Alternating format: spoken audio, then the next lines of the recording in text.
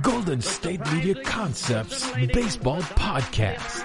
We cover everything Major League, from spring training to the World Series. We've got your favorite club covered, from New York to Boston to LA. This is the Golden State Media Concepts Baseball Podcast.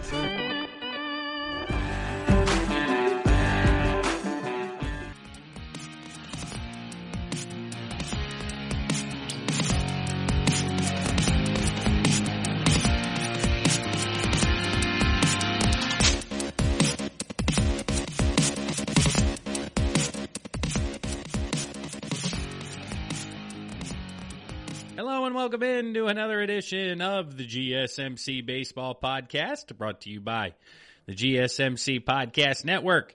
I am your host, Kevin Mahalik, and today's episode is episode number 241 of the Baseball Podcast here on Monday, August 17th. I appreciate you guys tuning in today. Hopefully you had a great weekend out there. I know I did. Played some golf on Saturday. Didn't hit it too well, honestly.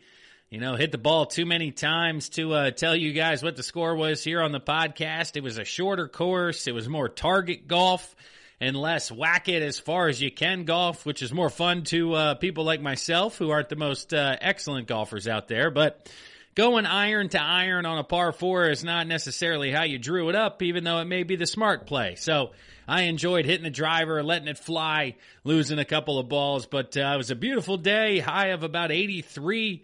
Quite a bit of sun on Saturday, and then here on Sunday, it's been raining for most of the day, but it's turned out to be a nice night here as we're recording Sunday night for you guys for Monday the 17th to listen to. So whenever you're listening to this, if you haven't done so yet, please rate and review the podcast wherever you clicked on today's episode, whether it was Spotify, Stitcher, Apple Podcast, whatever. Leave us a rating, write a review, do all the above. That goes a long way to helping us spread the word here at the GSMC Baseball Podcast and continue to grow so we can bring you guys quality content day in and day out. But we got a fantastic show lined up for you here today. Right off the top of the bat, we're talking about the 100th anniversary of the Negro Leagues. Then we're going to dive into all of this weekend's action, get you guys up to date like we do here. I enjoy the Sunday conversation because it's kind of like a weekly roundup. Hey, this is where we're at, this is what we're seeing, this is what we're looking for. I think it's a nice way to touch base with everybody here at the beginning of every week. But before we get into that, like I said, the 100th anniversary of the Negro Leagues. They were founded in 1920 in Kansas City at a YMCA. Rube Foster is credited with being the founder of the Negro League amongst other individuals, but he is the key name that pops up here. And you'll have to forgive me. I'm a little bit ignorant to some of these names that I'm going to be discussing here in a bit. There are, yes, one or two of them who I've heard before, such as Satchel Paige, because of his time in the major leagues. But some of these individuals I was researching, looking up statistics, and had not heard of them before. And these guys could play. So the Negro Leagues, obviously, only African-American players could partake in this league, and this was due to not being allowed to play in Major League Baseball. Once again, we do know that in 1945, the Brooklyn Dodgers recruited Jackie Robinson from the Kansas City Monarchs to become the first African-American player in Major League history. So everything prior to this instance in 1945 was completely segregated, African-Americans and white folks. So a lot of these individuals, we don't know how they would have stacked up against Major League pitching. And there's one guy in particular on this list. I'm going to talk about 5 different players and looking at, who were the top performers, who were the top players, who people may not know their names.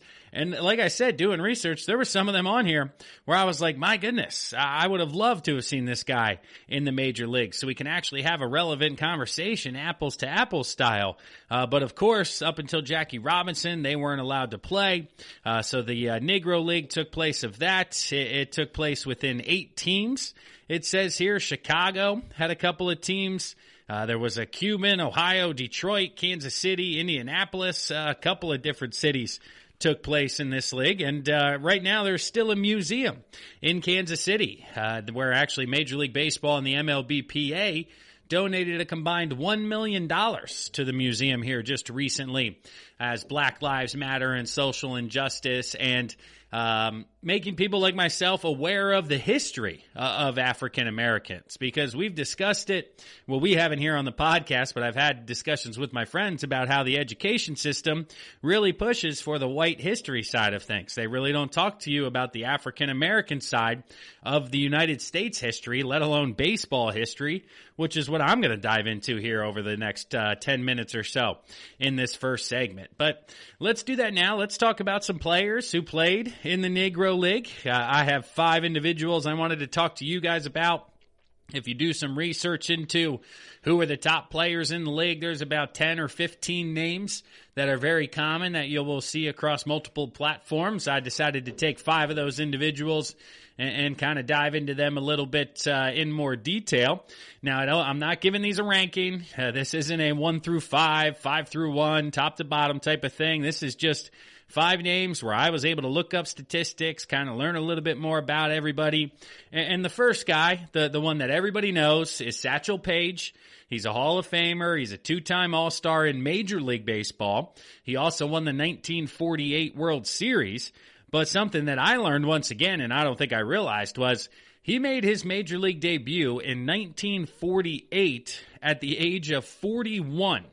In which he went 6-1 with a 2.48 ERA for the Cleveland Indians. It's kind of fascinating to see how it was taking place. So basically, let's look at his performances in the Negro Leagues, if I can understand these charts here online. It's a little bit difficult because of course, things are not as accurate when it comes to the statistics of the Negro Leagues and their performance. But Satchel Paige overall went 146-64 for a .695 winning percentage. His ERA was 3.10, or that's runs against per 9. That includes unearned runs. It looks like here, as I'm deciphering the statistical code, they have an ERA that's blank and then a runs against per 9. But as you compare it to his major league, the runs per 9 is higher than the ERA. So it must then include unearned runs as well. So if you take off the unearned runs there, you would think he'd have an ERA under 3 in 18 years in the Negro League. He had 130 complete games. He threw over 1,800 innings. He had over 1,600 strikeouts and only 300 walks. So a 5-to-1 plus strikeout to walk ratio, which is fantastic for any pitcher. And then in 1948, we said at the age of 41, he made his way into Major League Baseball, where he stayed until he was 46 years old at the time. So his statistics in the major leagues were 28-31 for a 3.29 ERA. Again, these are his age 41 to 46, and he's still dealing with a 3.29 ERA. He was used a bit as a starter. He was more out of the bullpen in his major league career with 33 saves, 109 games finished compared to only 26 starts, where with the Negro League, he obviously was much more of a starting pitcher due to the number of innings and things along those lines. But after that, he then went back and continued to pitch in the minor leagues. I mean, he pitched until he was 59 years old. He threw from ages 49 to 51, took a couple of years off. Then he threw 25 innings at the age of 54 in 1961 at the AAA level for the St. Louis Cardinals. Took a handful of years off, then decided, hey, in 1965, I'm going to throw 3 innings and not give up a run. And then in 1966, for A-ball, I'm going to throw 2 innings and give up 2 runs. So at the age of 59 in 1966, Satchel Paige was still out there playing professional baseball. Kind of fascinating. But Satchel Paige was also the first black player in the Hall of Fame. So that's obviously something that needs to be discussed. The first African-American elected to the Hall of Fame. And he also learned how to pitch in reform school.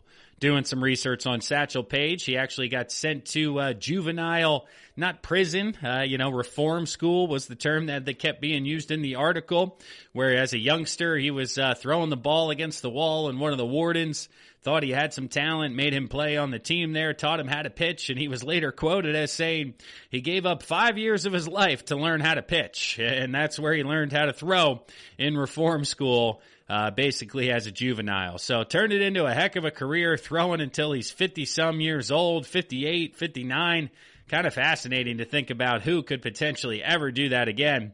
I don't know if we're going to see it. I certainly don't think so. I mean, Jamie Moyer was 46, 47?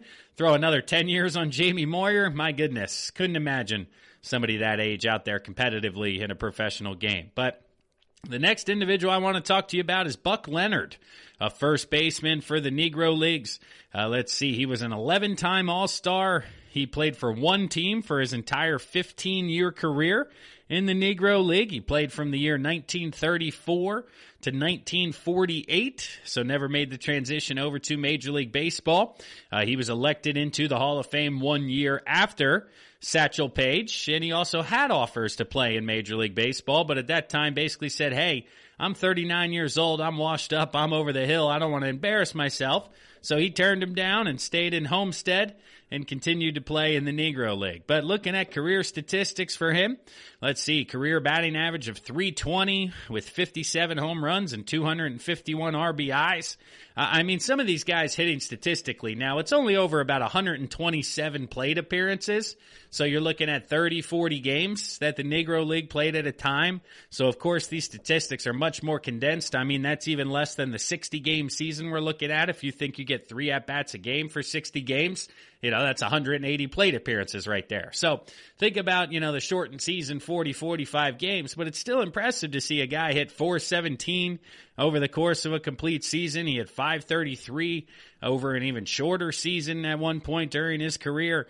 So he was known to be an awesome first baseman, a smooth defender, and certainly could have played at the major league level according to the scouts back in that time frame. So Buck Leonard, smooth first baseman, 11-time All-Star, certainly a heck of a player.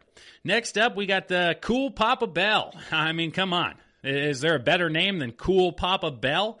Now, yes, it is a nickname, but that's what's in here on baseballreference.com. So obviously enough people called him that it stuck with him moving forward. But he actually got that nickname from his time as a pitcher. He actually did both in the Negro Leagues. He was a hitter as well as a pitcher. His time on the mound wasn't as good as a hitter, so to speak. He had a combined ERA right around 5.5, almost upwards of 6.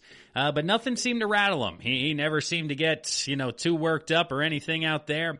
So they called him Cool Papa Bell. And then offensively, apparently he is one of the fastest players to ever play in the history of baseball. And again, I don't say the history of the major leagues. I say the history of baseball.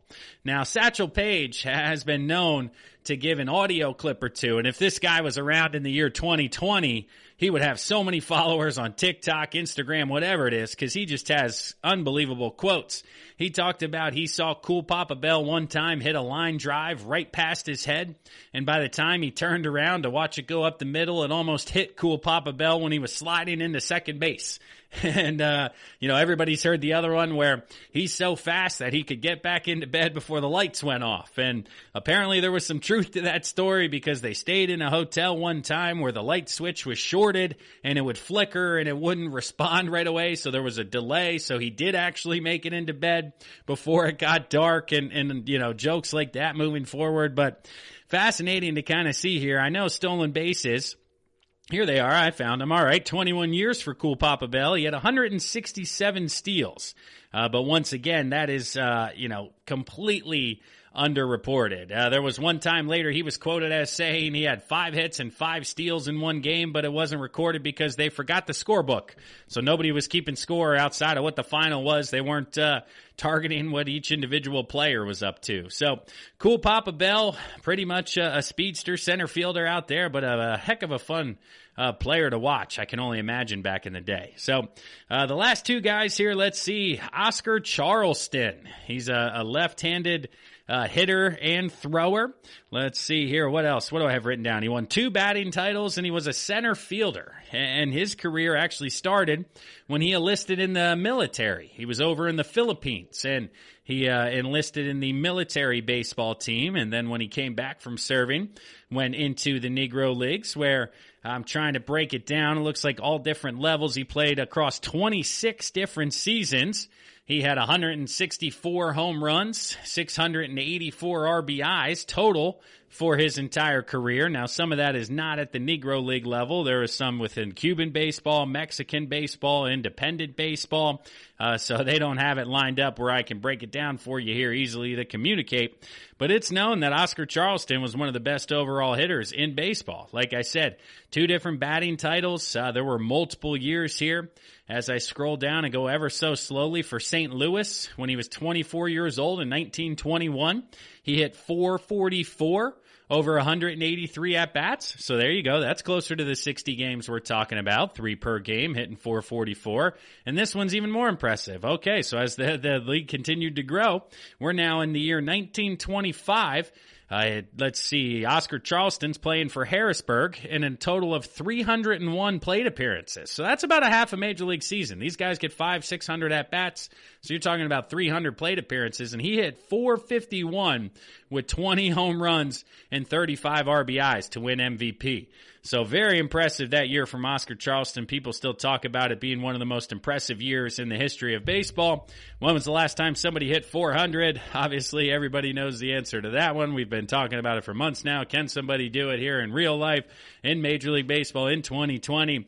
Well, Oscar Charleston hit .451 over 300 plate appearances back in 1925. Super impressive. And lastly here, wrapping up the first segment, the last gentleman I want to talk to you about is Josh Gibson. He is known as the Black Babe Ruth, or if you were in an argument back at that time, people would tell you that Babe Ruth was the white Josh Gibson. That's how well known he is as a power hitter. And legend has it that it is known, factual, again, not written down because nobody kept score, but he has hit well over 800 home runs in his career, potentially upwards of 1,000. There are nowhere near that number on Baseball Reference, but if you do a little bit of research, there's people who say it's up to 800. Even in the Major League Baseball Hall of Fame, it says up to 800 because they don't want to step on top of Barry Bonds or Hank Aaron or Babe Ruth or any of those individuals, but he is known as potentially the greatest home run hitter of all time.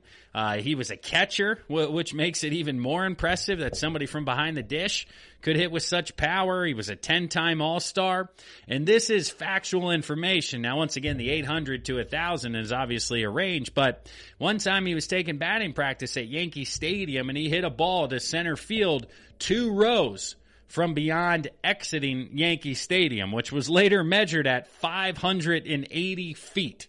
Right, Ruth, Gehrig, any of those guys had never hit a ball that far, and there are eyewitnesses that will attest to it happening, basically saying this guy hit one further than any of those guys ever did. And unfortunately, his life was taken from him early in 47 it was, due to a brain tumor or aneurysm that he did not have removed.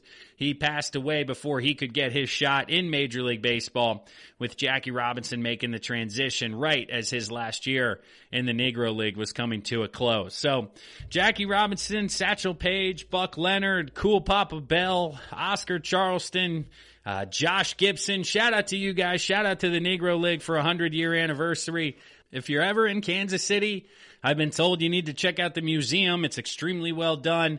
It's a lot of fun. Doesn't take a lot of time. And then again, Major League Baseball just donated upwards of $1 million to continue to improve those functions. So that'll wrap it up here for the first segment of the GSMC Baseball Podcast, brought to you by the GSMC Podcast Network. We're going to pause right now for a word from one of our sponsors and one of our sister shows. But when we come back, we're going to dive around the Eastern divisions. You guys know the drill here on Sunday night.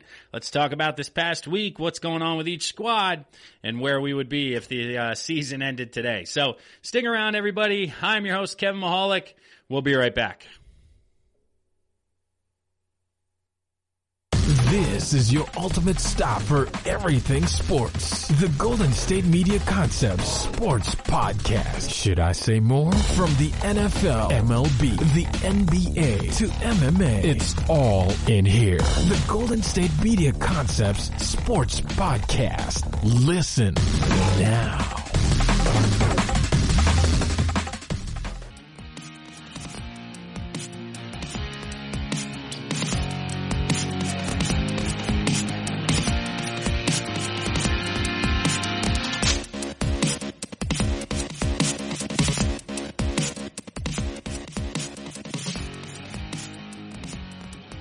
Thanks again, everybody, for listening in to today's episode of the GSMC Baseball Podcast, brought to you by the GSMC Podcast Network. I'm your host, Kevin Mahalik. Today's episode is number 241 of the Baseball Podcast. And if you haven't done so already, please do myself a favor. Head to social media. Check out the GSMC Baseball Podcast Facebook page as well as Twitter. Those are the two social media pages we are the most active on, not only myself, but the other hosts within the baseball network here that you listen to on a daily basis. Head over to Facebook, head over to Twitter. That's the way to stay up to date on everything Major League Baseball, as well as get alerted when the latest episode drops. It'll come right to your phone. It'll let you know. Because if the podcast doesn't shoot you an alert, you can scroll through Twitter and boom, there it is, letting you know it's dropped. You can head on over, click play right away. We certainly appreciate it here. But like we talked about at the end of last segment, we're going to start off segment number 2 here, bouncing around the league, starting from East Coast over to West Coast. We're talking about the National League East standings here.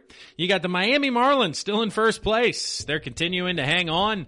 They're at 9-6. They did lose 2 out of 3 to the Braves over the weekend, so Atlanta does seem to still be the superior team, but Miami hanging on in first place, and that's what they're going to try to do here, because over the last few days, quote-unquote, most of the 17 players who tested positive opening weekend for the coronavirus have been cleared to return to practice. They are not yet heading to the game roster, not yet heading to the 30-man roster, because it's been a couple of weeks here, and with everything going on, they got to find themselves back in shape, get a couple of workouts in, get back on the mound, get back in the batter's box, whatever it is.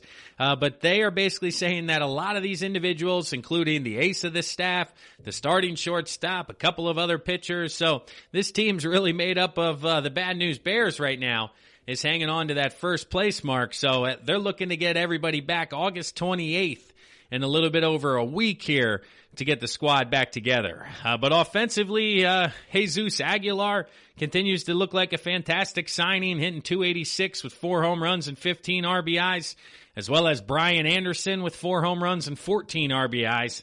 Those two guys are really leading the way when it comes to the pop offensively with the extra base hits. The pitching staff has been fantastic. I mean, Pablo Lopez in a couple of starts has a 2.25 ERA. Hernandez has a 1.84 ERA. And then out of the bullpen, you got Tarpley with a 2.45 ERA, Kinsler 2.45. And it just goes on from there. I mean, Alcantara only in the 1 start, but he was fantastic. So Miami looking to get healthy again on that pitching staff, but a lot of young arms have been impressive so far down for the Fish. In second place in the NL East, we got the Atlanta Braves. They're at 13-10. Of course, they took 2 out of 3 out of the Marlins, but let's see. They had lost 4 before that, so they lost 4 straight and then won the last 2 against Miami to kind of stabilize things. But unfortunately, Ronald Acuna Jr. found his way to the injured list with a wrist injury that's been bothering him for a couple of weeks now. So he'll go down for about 10 days. Hopefully he can figure things out over the course of a couple of weeks with some rehab and, some days off there. So offensively, the Atlanta Braves, they are being led by Dansby Swanson, hitting .284, a couple of home runs. Freddie Freeman, .266, 3 home runs. Acuna, like we talked about, hitting .258, 4 home runs. Ozuna's hitting .253 with 5 home runs. Duvall, .245 with 3 home runs. So just a lot of standard, good major league at-bats. Nobody really crushing it offensively for Atlanta. Nobody really carrying them. But good at-bat after good at-bat. A lot of 1-for-4s coming at you. But 4 home runs, 5 home runs, that's great balance.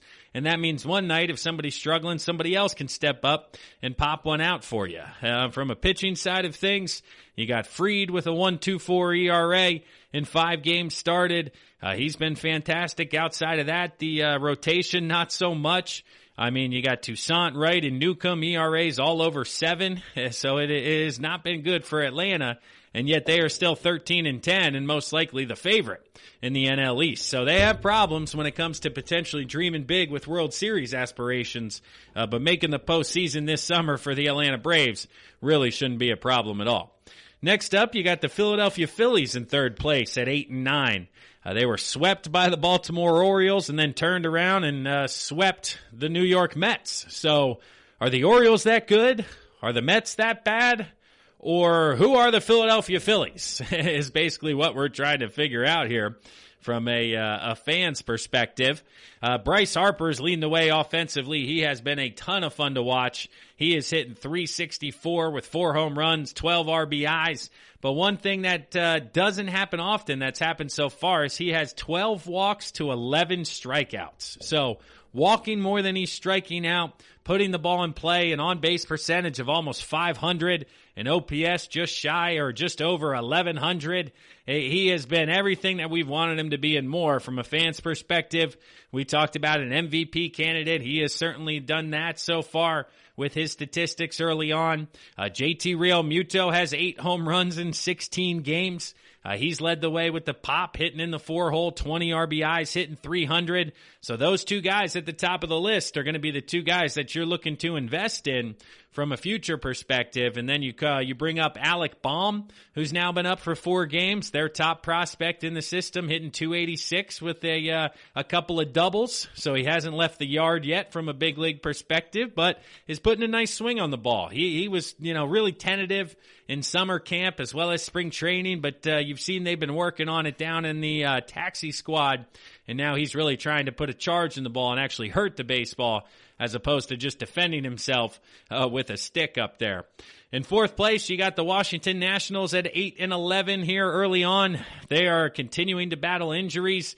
Steven Strasburg went back to the injured list with that nerve issue in his hand. He left after 16 pitches in his most recent start. They took 2 of 3 from the Orioles over the weekend, but they also had 2 pitchers ejected over the weekend. They are not in love with the home plate umpire strike zones, and if you're the previous day's pitcher or the next day's pitcher, you're up in the stands charting, and 2 days in a row you could hear it clear as day on the broadcast that the starting pitcher for tomorrow's game was not happy with some of the calls and was letting them hear it. So Strasburg got run the day before his start and then subsequent injury. And then I believe it was Anibal Sanchez who got thrown out today or yesterday and is now, being the quote-unquote sacrificial lamb for the team because everybody's got masks on, so you don't know who's saying it. So part of it is that the manager's saying, okay, just throw out the guy who's supposed to start tomorrow. He can leave. We'll keep everybody in the dugout here. So something to keep an eye on because Washington had it happen twice in a weekend, and I don't think I've ever seen it before, having somebody thrown out from the stands. Well, I know I haven't seen it from the stands. I'm just saying like a position player that's not even dressed. It's a crazy part of 2020 that is just something we got to deal with. So the Nationals at 8-11. Juan Soto, yes, he's only played in 11 games, but the guy's hitting .425 with 6 home runs and 14 RBIs. There's your MVP candidate, right? Him and Bryce Harper right up there. Soto's ahead of him depending on the games played. You got Howie Kendrick hitting 300, and then a lot of professional at-bats in the 260 to 280 range for the Nationals offense. But again, the pitching staff without Strasburg, Scherzer missed a couple of starts, but he's been back. His ERA at 3.71 in 26 innings. Corbin's got a 3.9 ERA in 23 innings, so the top end has been solid, but the bottom end of that rotation really struggling, and the depth showing out as to being a problem for the Washington Nationals. And then in 5th place in the basement in the NL East, we got the New York Mets. We just talked about getting swept by the Philadelphia Phillies. Well, they also had Jacob deGrom scratched from a start. So with a neck issue, we'll see if that's serious, if he ends up on the injured list, or they just skip his start. But either way, it's not a good sign. But they did get Robinson Cano off the injured list, and he's been tremendous offensively. He's hitting .383 in 14 games. His stroke seems to be back to where it was before. Michael Conforto hitting .313 in 23 games. So they do have glimmers of hope. Dominic Smith, 6 home runs, 16 RBIs. And then deGrom on the pitching side, he's really the only one. Porcello's been hit around. Matz has been hit around. Waka's been hit around and found himself in the injury list. So the pitching in New York, nowhere near where it needs to be to ultimately be competitive to try to win the division. So the Braves, Phillies, Nationals, Marlins, we'll wait and see how things play out. But in the National League, that's the surprise early on here. Talking about the American League East now, the New York Yankees are in first place As of time of recording here Sunday night, they are currently facing off against the Boston Red Sox in Sunday Night Baseball. They are 14-6, having won 4 straight up until Sunday night. Could be 5 if they pull it off here. However, some bad news for the Yankees is DJ LeMahieu, the American League leader in batting average, finds himself on the injured list as well. He is joining Aaron Judge and Giancarlo Stanton on the injured list. Aaron Judge has been stating now that he feels close to 100% and shouldn't be on the list longer than the 10-day minimum. But still, having Judge, LeMahieu, and Stanton on the injured list, still being in first place, very impressive for what the New York Yankees are doing there. In second place, we have the hottest team in baseball, or one of the hottest teams in baseball. There are a couple of them out there. But the Tampa Bay Rays, they have won 8 of 9, including a doubleheader sweep on Sunday, or a completion of an earlier game followed by a 7-inning second game doubleheader sweep, if you really want to get into detail here on Sunday. But they've been very impressive over the past 10 days, finally getting themselves right offensively here a little bit, as Brandon Lowe is now hitting .338, Diaz is up to .292, Adams is up to .281, Meadows .244 still, but they're starting to creep up there like we talked about early on. They were really struggling offensively, so they're starting to lock in a little bit, putting together more competitive at-bats, and the pitching staff is doing better as well. I mean, Yarborough, his ERA's down around 4. Charlie Morton still in the mid-5s. Glass now just over 7. Beeks right around 4. So this team really offensively has carried it over the past 10 days. But winning 8 out of 9, finding themselves right up there in second place, 14-9. 3 games behind in the loss column there for the Yankees, who have played 3 less games, of course. So we'll see about Tampa Bay and how they finish out here. But, this is more along the lines of what we thought. Early on, they stumbled a bit getting out of the gate. We were going to kind of wait and see how long it took them to turn things on offensively. And here we are in the middle of August, and Tampa certainly seems to be one of the best teams like we thought they would be before the year started. In third place, we still have the surprise Baltimore Orioles. They lost 2 of 3 to the Washington Nationals this weekend. They had won 6 straight coming into that series, so nothing to sneeze at here, winning 7 out of their last 9. Scherzer was certainly tough to deal with on Sunday, so the Nationals got the victory there. But this Orioles team, I was very impressed with them. They swept the Philadelphia Phillies during the week this week, and they were a lot of fun to watch. They played with energy. They had tremendous at-bats. Severino was excellent. Alberto at second base had tremendous at-bats all weekend. Nunez, Santander, they were just fun to watch. They really were. They had more energy than the Phillies. They had more passion. They realized, hey, this 60-game sprint gives us a chance, and they're taking advantage of it. So they've really, honestly, those 3 games were the first time I really dove in, and it was a lot of fun to watch these Orioles play. On the pitching side of things, you got Alex Cobb continuing to shove with a 2.75 ERA through 19 innings. Wojciechowski 4.34, Malone 4.00, Eichelman 3.65. So a lot of just middle of the pack ERAs here, but the offense has been certainly good enough to score some runs and win some ball games for Baltimore. The Toronto Blue Jays, they lose both games Sunday, like we just talked about, to the Rays. Now find themselves at 7-11, and adding injury to insult is Bo Bichette is now on the injured list with a knee issue for the next 2 weeks. And Bichette leading the team in home runs, RBIs, batting average. He's clearly been the stud of the group thus far. For him to go on the IL for a team that's already sputtering here a bit certainly doesn't look bright for the next couple of weeks and their ability to make a push here in 2020. But Grichuk out in center field hitting .320. He's been good. Hernandez out in left, 7 home runs, 14 RBIs, hitting .301. He's been excellent as well, but that loss of Bichette at shortstop, being their best overall offensive player playing shortstop, that's going to be a loss not many teams would overcome, let alone a team that's 7-11 trying to figure things out. The pitching staff has really let them down. Schumacher, 5.23 ERA, Ryu, 4.05, Pearson, 5.11, Roark, 6.0. They just don't have the rotation to be able to compete with the likes of the Yankees and the Rays and the rest of the American League East. And then last but not least, or maybe least here, depending on how you want to put things, the Boston Red Sox. They find themselves 6-15 here once again, currently playing the Yankees Sunday night. They've lost 6 straight. And this team is just not very good. I don't know what to tell you guys, you Red Sox fans out there listening. You guys know more than I do because you're more upset than I am. I know the local media, the local fan group is not pleased with what's going on in Boston. But I will say you are in good hands with Chaim Bloom. I wanted him here in Philadelphia. He's a local Philly product coming from the Rays. I think it's going to be a bit to turn things over there in Boston. But truly, I think ultimately you guys are going to be back in just a couple of years. So you've had all this success. Just relax and realize, yeah, you can stink at baseball for a couple of years like the rest of us, like myself, my Phillies fans who haven't made the playoffs since 2011, 2012. I mean, you guys can go a couple of years in Boston. But that'll wrap things up here for the second segment of the GSMC Baseball Podcast, brought to you by the GSMC Podcast Network. I'm your host, Kevin Mahalik. As always, we'll pause right now for a word from one of our sponsors and one of our sister shows. But when we come back, we'll talk about the Central Divisions, the American League and National League Central. Stick around, everybody. We'll be right back. Tired of searching the vast jungle of podcasts? Now listen close and hear this out. There's a podcast network that covers just about everything that you've been searching. Hey! The Golden State Media Concepts Podcast Network is here. Nothing less than a podcast bliss with endless hours of podcast coverage.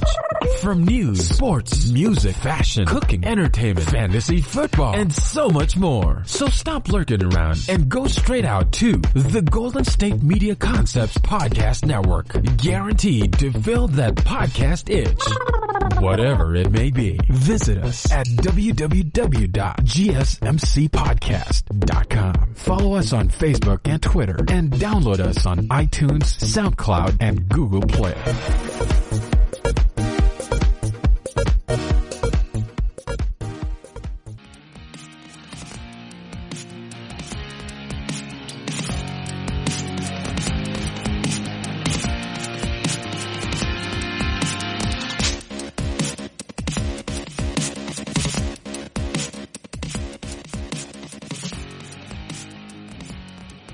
Welcome back to the third segment of the GSMC Baseball Podcast, brought to you by the GSMC Podcast Network. I'm your host, Kevin Mahalik. This is episode number 241.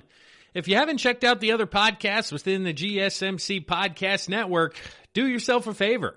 Check out some of those other episodes, no matter what you're into, if it's beyond sports, whether it's cars, politics, news, music, movies, television shows, books, whatever it is. Just think of a category in your head. Cars, video games, I don't know. Check it out.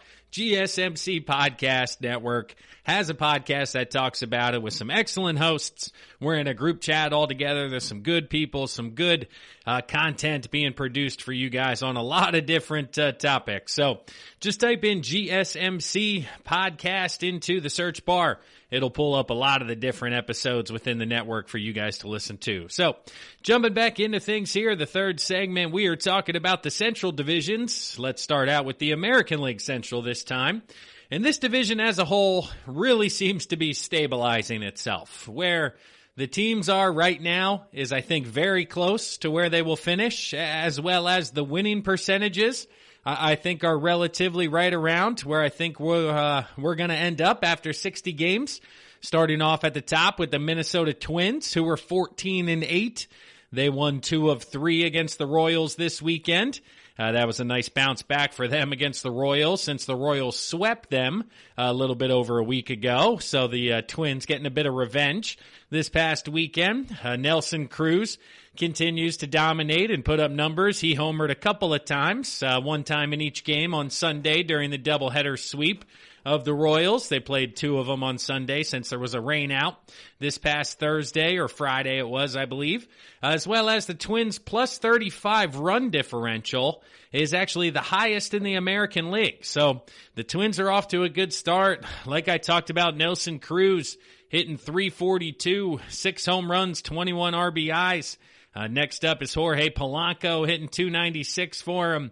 Offensively, it seems to be a lot of balance because you got Arraez .274, Gonzalez .262, Buxton is all the way up to .250. Good for Buxton, coming around, figuring things out. And then you have Josh Donaldson still only playing 7 games where he hit a .182. So this team's in first place without Donaldson, which is a bit surprising, to be honest with you. This offense continuing to perform at that type of a level is a bit surprising without that third baseman over there.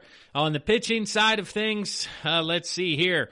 Randy Dobnak, he continues to shove, 1.42 ERA. Matt Wisler out of the bullpen, 1.80. Tyler Duffy is yet to give up a run. Rich Hill had a nice start. So Minnesota carrying on. We knew they'd be right at the top of this division along with this next team, the Cleveland Indians at 13-9. They're currently 1 game behind the Minnesota Twins. They swept the Detroit Tigers this weekend to make it 20 straight victories against the Tigers. That is just an outrageous number. 20 straight. Detroit can't even get 1 game in. Unbelievable. Like 3 out of 4 one time. I mean, come on. The Major League record is actually 23, which Baltimore has over Kansas City. That's how long it's been, back when Baltimore and Kansas City used to play each other on the reg. So that's it's been a while. Well, Cleveland can get there. I believe it is next weekend when they face the Tigers once again. But this offense starting to come together for Cleveland. Framil Reyes hitting .316 with 5 home runs and 15 RBIs. Jose Reyes hitting .277 with 5 home runs and 18 RBIs.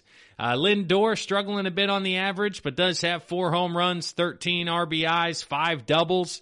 So he's bringing a little bit of power. Carlos Santana continues to struggle, still hitting .179. He's really the cog that is yet to get going here in 2020. And then, as we've talked before, the pitching side of things just continue to be the most impressive. Out of the starting pitchers, Bieber has a 1.30 ERA in 34 innings with 54 strikeouts compared to 6 walks. Savali, a 3.6 ERA in 25 innings. Carrasco, 3.22. And then Plesac and Clevinger, who are still on double secret academic probation, or whatever it is with the Indians since they went out. They're still away from the team to make sure that things clear up. I don't know when they're expected back. I would assume about a week would be enough time, but they both have low ERAs. So the pitching in Cleveland, the offense is starting to put it together. It's going to be a battle between them and the Twins for first place down the stretch. And then in third place, really where I think this team finishes, is the Chicago White Sox. They're at 11-11, right around 500. I think 30-30, 32-28. Would be a good finish for these guys this year. I mean, looking at it, they're a little bit beat up. Tim Anderson, only playing in 12 games. He's hitting .333. Luis Robert, the prospect out in center field, who has had a good start to the year, hitting .275 with 3 home runs. Eloy Jimenez out in left field. He's had surprising pop early on with 7 home runs and 17 RBIs. Abreu, Moncada, both have 4 home runs. Batting averages right around the 250s. On the pitching side of things, you're looking at Dallas Keuchel with a 3.07 ERA in 29 innings. Giolito, 4.88. He's continuing to work that lower and lower as it was extremely high early on in the year. Next, you got Dylan Cease at 3.26. So the pitching side is okay from Chicago. They don't have a lot of depth even within the rotation. Or if you're looking at the bullpen side of things, they have had Foster have success out there. Colomb has had success. Detweiler has had success out there. Bummer has had success. So it really is the starting pitching beyond the depth of those top individuals that's kept Chicago out of, really taking that next step and being in the conversation with the Twins and the Indians. The Detroit Tigers find themselves back under 500. They have lost 5 straight, including the sweep at the hands of the Indians. They go from 9-5 to 9-10, as well as they lose C.J. Cron to season-ending surgery. So add injury to insult this week for Detroit. Not a positive week for the Tigers here as they dip all the way down into 4th place in the AL Central. They're still being led by Jacoby Jones. He's hitting .315 in 18 games, 5 home runs and 13 RBIs. Clearly the leader offensively. Jonathan Shoup has had surprising pop with 4 home runs. Nick Goodrum has 4 home runs. Miguel Cabrera has 4 home runs, even though he's only hitting $188 in 19 games, so he has yet to get going offensively. He's still making all that type of money. It's sad to see him on the tail end of his career. From the rotation side of things, Matthew Boyd still has an ERA over 10. We talked about him potentially being a trade candidate, but with an ERA that high, nobody's giving up anything for him. Ivan Nova, who's trying to work his way back from some injuries, bouncing back. He's got an ERA in the 8s. Spencer Turnbull is really the only gentleman at the top of the rotation, 2.78 ERA, who's had success. So it's been a problem on the pitching side of things for Detroit, and it really seems to be that they're kind of coming back to earth here outside of Gregory Soto in the bullpen, who has yet to give up an earned run in 10 innings. He's been fantastic. He's the 7th or 8th inning guy. He doesn't have the saves. That is Jimenez, who has an ERA over 5. So depending on how that goes, Soto may find himself throwing in higher leverage situations. It'll be interesting to see how Detroit plans to use their bullpen the rest of the way down the stretch here. And then in 5th place in the AL Central, down the bottom, the Kansas City Royals at 9-13, losing 2 of 3 to the Twins. They find themselves in the basement just trying to make some hay here. Salvador Perez has continued to be impressive offensively, hitting .314, 4 home runs, 12 RBIs. Whit Merrifield, primetime trade candidate, depending on compensation return, because he is not owed a ton of money, and he continues to hit right around that 300 mark, 5 home runs, 16 RBIs. He may be one of the biggest offensive bats that are available here at the deadline, the way he's been performing early on. So it'll be fascinating to see if Merrifield is on the move, as the Royals are clearly rebuilding. From a pitching perspective, they're struggling outside of Scott Barlow, who has been good so far in relief. He's only given up 1 earned run in 14 innings. But starting pitchers, Danny Duffy, Brady Singer, Chris Bubik, all ERAs right around 5, not going to get it done, and certainly not looking like it's going to improve here in the short term. So the AL Central looking like the Twins, the Indians, a cut above the White Sox, but all 3 clubs potentially in that conversation for a playoff appearance. Transitioning now to the National League Central, the Chicago Cubs, they've gone on a bit of a skid here, but still find themselves firmly in control of the division. They've lost 3 straight in 3 out of 4 to the Milwaukee Brewers over the weekend, as well as injury to insult for the Chicago Cubs. Tyler Chatwood, a right-handed pitcher, ended up on the injured list for them. So a bit of adversity here for the first time in 2020 for the Cubbies. They go from 13-3 all the way down to 13-6. Still 3.5 games up on the second place Brewers and Cardinals. But it'll be interesting to see how they bounce back here after being tested the first time.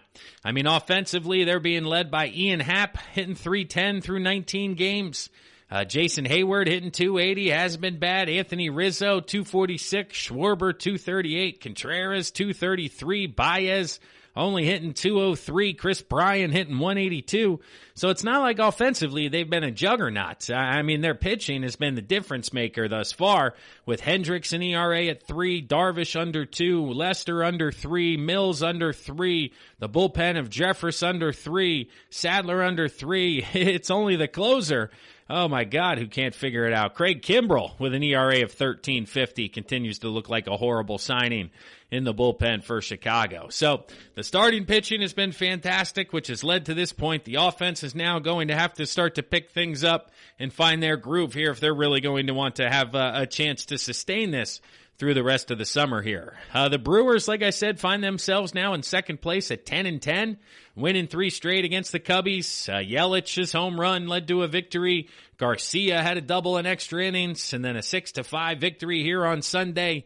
A nice balanced attack offensively. When we're looking at the top performers for the Brewers, you're looking at Orlando Arcia hitting .304 through 19 games. Arvili Garcia, a couple of Garcias on here.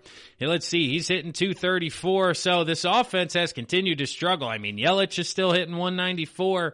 the guys who are hitting well are the guys with limited at-bats, like Pena, Mathias, Kane, Arias. They're all hitting over 300, but it's all in 6, 7, 8 games played and not the total of 20. So a lot of everyday guys still struggling for the Brew Crew, but the pitching staff is keeping them in it. I mean, Woodruff an ERA right at 3, Hauser an ERA right at 3, Burns right at 3, Peretta, Suter, all these guys right around 3, and a nice weekend here in Chicago should be a bit of a springboard moving forward for the Brew Crew to see if they can continue to stay hot here and maybe push the Cubbies. Because next up, you got the Cardinals, who are 4-4.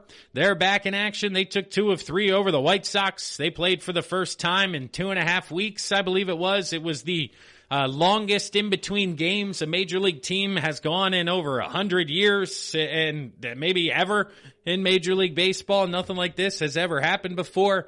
But the Cardinals now find themselves at 4-4. And looking at offensively, again, the guy who's had the most at-bats is Paul Goldschmidt with 30. He's hitting .333 with 2 home runs and 3 RBIs, so he's off to a nice start. Dexter Fowler right beside him, hitting .318 in 7 games. Tyler O'Neill, all the way down to Matt Carpenter hitting a .192. But again, these guys are 8 games in. This is a week and a half of games compared to the 20 games we just talked about the Brewers having under their belts. I mean, I don't even want to look at the pitching staff. The only guy to throw twice was Wainwright. He's had 2 good starts. He's 2-0, 1.64 ERA. So I guess if you're a Cardinals fan, you can count on a nice summer from Adam Wainwright. But we really don't want to dive into the rest of it here just based on the limited quantity of sample size here for the Cardinals. In 4th place, you got the Cincinnati Reds at 9-11. They had a player test positive for the coronavirus on Friday, which postponed their games against the Pirates for the rest of the weekend.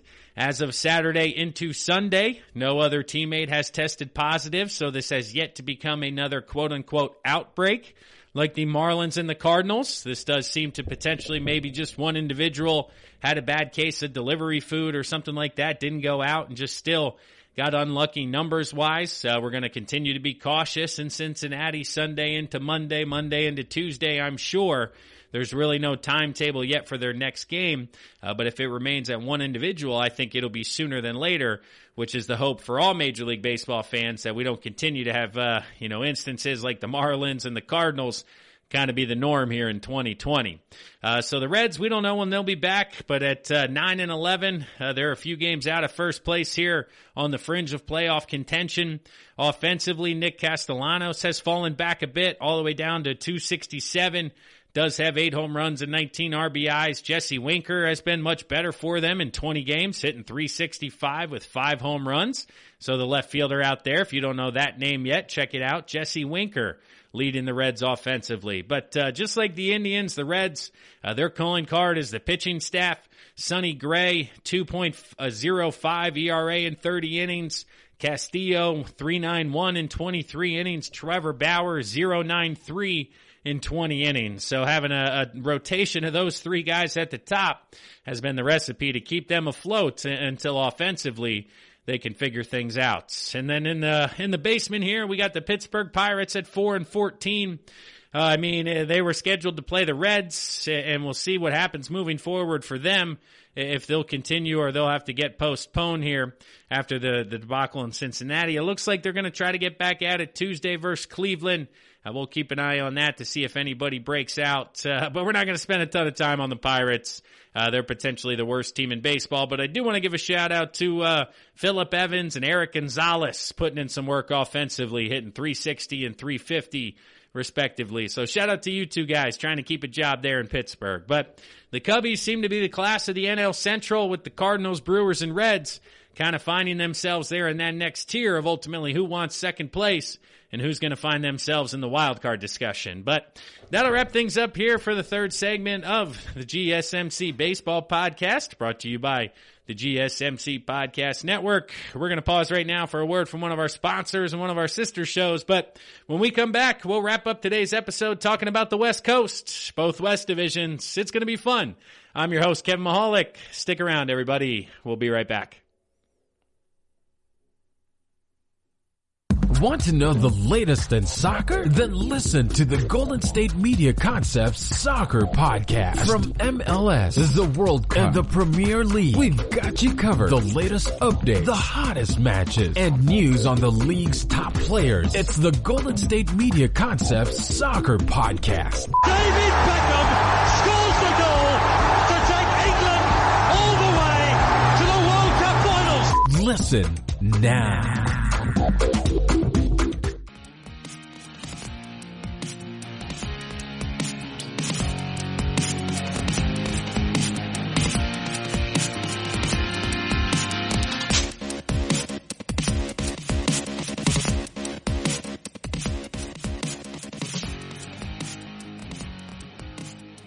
Welcome back, and thanks for listening to the GSMC Baseball Podcast, brought to you by the GSMC Podcast Network. I'm your host, Kevin Mahalik. Once again, I appreciate you guys listening in here on Monday, August 17th to episode number 241. We are continuing our way around Major League Baseball. We're going to wrap things up with the West Coast, starting out in the American League West. The Oakland Athletics continue to stay hot. I mean, they won 4 in a row. And they did so in electric fashion this past weekend. I mean, Friday night, you had a 9th inning grand slam to tie it by Piscotty, and then they won it in extra innings. Then they followed that up Saturday with Canha hitting a go-ahead 3-run home run in the top of the 9th inning. And then Sunday, they decided to not wait around for the theatrics and just took care of business. And they laid a butt kicking on the San Francisco Giants on Sunday. But man, 2 ninth inning home runs, 1 a grand slam, 1 a 3-run shot, 1 to tie it, 1 for the lead. That's an exciting weekend if you're an Oakland A's fan. Hopefully you've caught your breath now that Sunday was a bit more of a relaxing day, and you caught a nap during that one as opposed to Saturday and Friday night being up and being amped late at night. So they continue to be led offensively by Grossman, Laureano, Chapman, Piscotty, like we talked about. On the pitching side of things, Montas continues to shove, 1.57 ERA in 23 innings. Bassett has a 2.42 ERA. Then you got Smith out of the bullpen, Hendricks, Soria out of the bullpen, all throwing the ball well.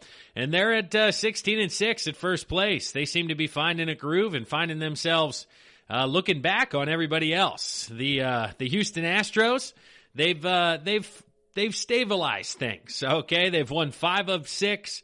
They swept the Seattle Mariners, which a lot of people are going to do this summer. Ryan Presley in the bullpen, he found himself, he got a save, then the next day out to scoreless top of the 9th, to which they won on a walk-off home run on the bottom of the 9th. So the back end of that bullpen is starting to calm itself. The rotation is starting to come into place. Offensively, they're being led by Carlos Correa, hitting .293 with a couple of home runs. Michael Brantley hitting .286. Gurriel hitting .280. Reddick hitting .280. Bregman's up to .268.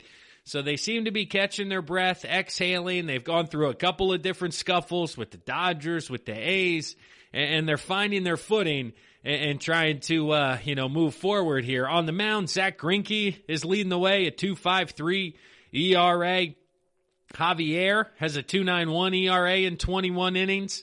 And then Lance McCullers had a nice day to lower his ERA to 5.4 through 26 innings. It was nice to see him get his breaking ball back and miss some bats as opposed to his first couple of starts where he was getting hit around a little bit. In third place, we have the Texas Rangers at 10-10. Houston was at 11-10. Texas is at 10-10, a half a game behind them for third place. They won 2 of 3 over the Rockies over the weekend. Lance Lynn had another outstanding outing. He only gave up 2 hits in a complete game. Gave up a couple of runs, but only 2 hits. It was very impressive to watch. And then offensively, Todd Frazier continues to be a fantastic signing. He's hitting .317 with a couple of home runs and 5 RBIs in 19 games. Solak at second base hitting .299. Kinar Falfifa hitting .290 as a third baseman. So Frazier, Falfifa, they're both playing. One's DH and one's playing third, and both are producing offensively. When we look at the mound here, Lance Lynn, like we said, 32 innings, a 1.11 ERA.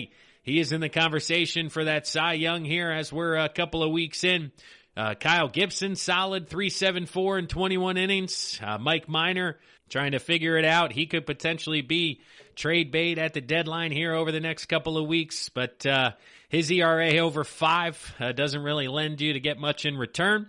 The LA Angels have lost 4 straight. They are 7-15. And they are, oh man, it is not good out in LA. I don't get it. I mean, Mike Trout is Mike Trout, 9 home runs, 19 RBIs, 301, MVP-like numbers once again. David Fletcher's been solid, but Anthony Rendon hitting 203, Shohei Ohtani hitting 203. Yes, they have 6 and 4 home runs, but not hitting. Albert Pujols hitting $186. I just don't get it. And then the pitching side of things, Dylan Bundy has been solid for them on the mound. Let's see what his ERA is coming in at, 1.57 through 28 innings, but everybody else is at 4 or above, and that could be frustrating. And then you got the Seattle Mariners in the basement. They're in 5th place. Seattle is currently 7-16. They've lost 5 straight. They got the Dodgers coming up next, so no light at the end of the tunnel there. But Kyle Lewis continues to be impressive offensively. He's hitting 325, 4 home runs, 15 RBIs, playing right field for him. And then Kyle Seager, potentially a trade candidate, hitting 288, 3 home runs, 19 RBIs. Austin Nola, he's been solid behind the dish, a couple of home runs, hitting 273. His brother Aaron Nola has been fantastic for the Phillies, so the Nola family putting in work here in 2020. Aaron's been good. His brother's been good in Seattle. From a pitching perspective, not a lot to write home about. I mean, a lot of ERAs right around 4. Multiple starting pitchers, 4.12, 4.27, 3.97 is what you're looking at from Seattle's rotation. So I see them finishing in the basement here out in the American League West. Transitioning now to the National League West. Wrapping things up here, this is obviously being run by the Los Angeles Dodgers. They find themselves back in first place after winning 5 straight. Mookie Betts, he's found his groove out in L.A. Are you kidding me? He hit his 6th 3-home run game. He's got 6 already. 3 home run games. David Ortiz never had one. Who else never had one? There's a list out there. Google it. But he has tied the Major League record for career 3 home run games with Sammy Sosa and Johnny Mize. And Sammy and Johnny had about 1,000 plus more games than Mookie Betts did. So clearly Mookie's going to get another one within the next 10 years. That's what we're looking at here. 8 years he's got left to catch Sammy Sosa and Mize to hit another 3 home run game. Man, he has been very impressive. I mean, he's hitting 314, 8 home runs, 19 RBIs. He's clearly right in the MVP conversation. Corey Seager has been good for them. A.J. Pollock, Justin Turner, a lot of people hitting the baseball out there. Cody Bellinger still trying to find himself. However, him and Max Muncy still hitting 187 and 179 respectively. Tough starts for them, but they have enough depth and talent that the other 5-6 individuals are carrying them, and they're cruising right along. Dustin May, a 3.0 ERA in 24 innings. Ross Stripling, 3.97. Julio Urias, 2.53. Things are good out there. Walker Buehler struggling a bit, 5.21. A lot of people had Walker having a breakout year, potentially being a Cy Young candidate. So that is one brief downside to what's going on out there in L.A. In second place, we have the Colorado Rockies at 13-8, 2 games out of first place. They lost 3 of 4.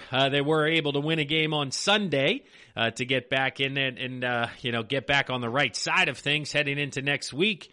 Offensively, they continue to be led by Charlie Blackmon. He's now hitting 446 through 21 games, 3 home runs, 22 RBIs. He, just like Mookie Betts, is in the MVP discussion. There's a handful of guys in the National League who are off to great starts and definitely should be in that conversation. I mean, Trevor Story, 326, 6 home runs, 14 RBIs. He's up there. Daniel Murphy's hitting the ball, 313 over at first base.